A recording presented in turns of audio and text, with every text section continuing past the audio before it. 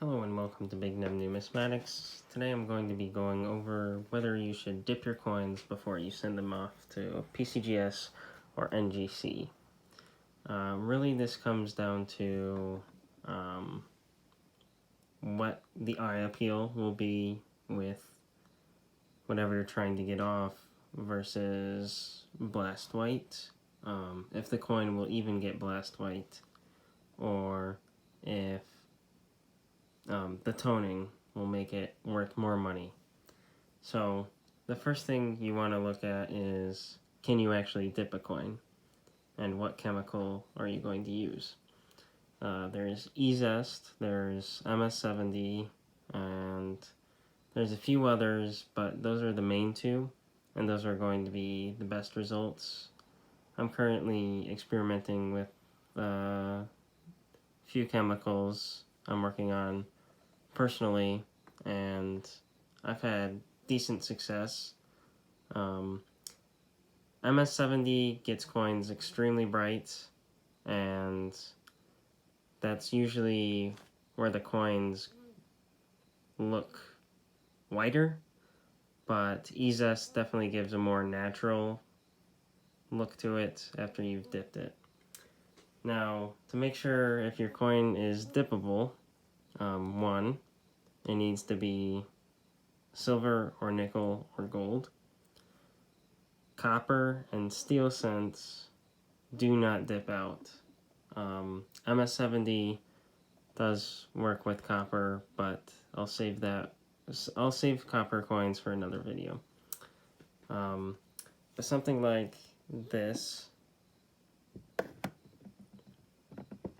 the real terminal obverse, this would not dip out. If you tried to soak this in E-Zest or MS-70, you would just get no luster, and it would basically be a dead coin.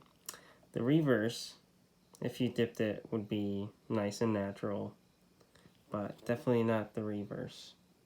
So this is a coin you would want to keep in the holder, keep as is. Generally, if the toning is unattractive, it's not helping the coin, you have to make sure the toning, if you're trying to get off, isn't hiding anything underneath. Because a lot of times with the older proofs and mint state coins, the lower grade stuff will have lots of hairlines underneath. So you can see this dime has a little bit of toning, but I'm not entirely sure it would be interpreted as natural. But it has no hairlines. It's going to be really nice bright white coin, so that's in the dip file. And then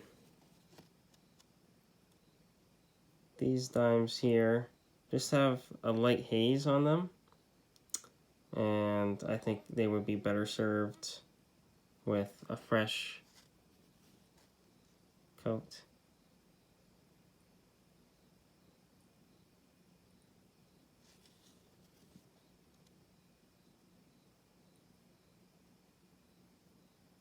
One of the biggest things is dipping coins is not cleaning them. That's sort of, you know, when you first start out, you're like, oh, cleaned coins are good. You get more into it, you're like, no, anything is cleaning. And then as you get more advanced, you realize some coins need to be conserved for their preservation and eye appeal. So you're really balancing the two, preservation and naturalness. And on nickels, really, Buffalo nickels especially, 38Ds, they'll get this light pastel tone to it. So it's going to be slightly yellow, slightly golden, and you'll see it accelerated in old fatty holders. And sometimes it'll even turn ceramic.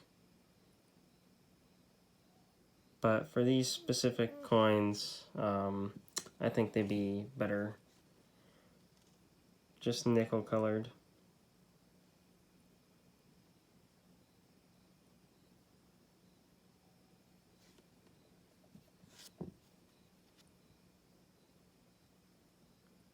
Just trying to boost the eye appeal.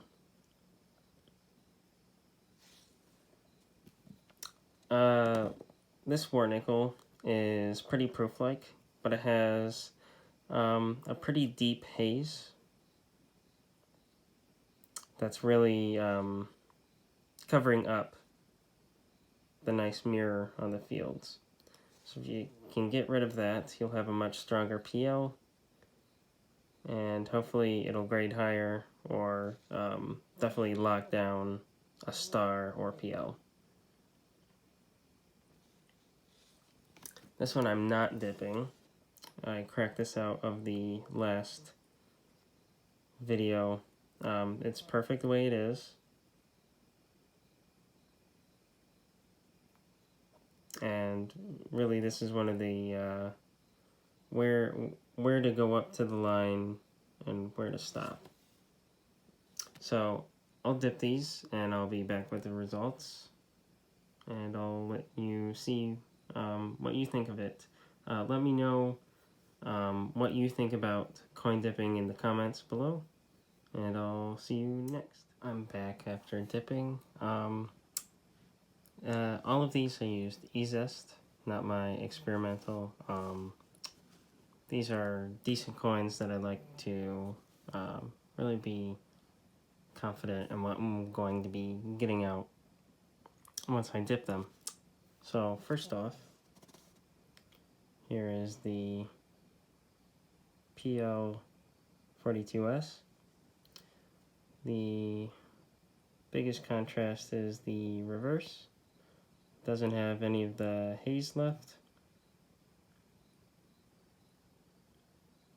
It's interesting to see also how the different metal compositions react. So you can see the 90% silver really goes after it. The sulfur comes off right away. But the war nickels and 40% Kennedys, those you have to nurse a bit more. Here's the 37.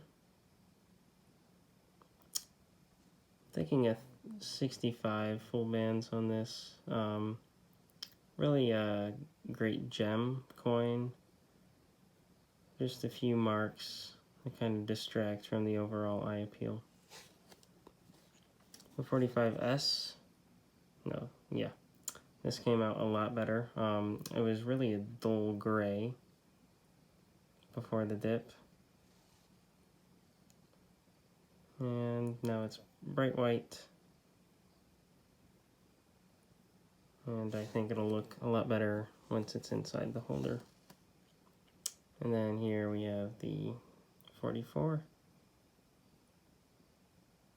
Same story as the last three.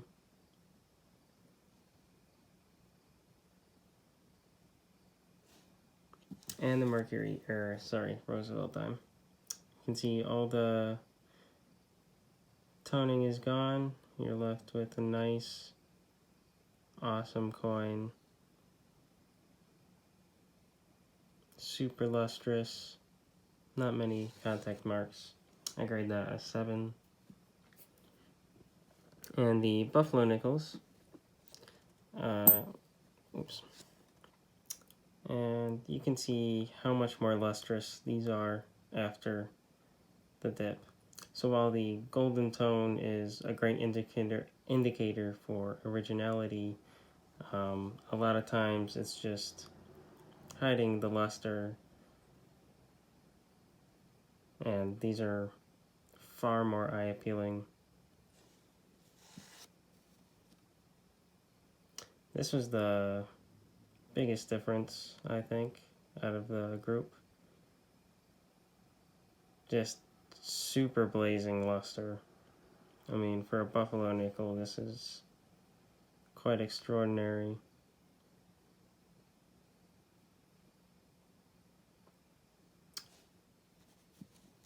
Only one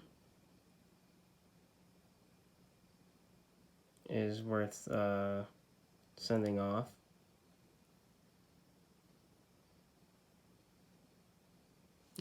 Non-bulk, so those three will probably go into the bulk submission, but this one's just got that oomph. Verse is clean, reverse is clean, the shoulder right there has the smallest bit of wispy lines, but overall I think this should easily 6, and I wouldn't be surprised if NGC gave it a 7. So thank you for watching. Let me know any questions you have about this topic, and I'll let you know when these coins come back from NGC. So thank you, subscribe, and take care.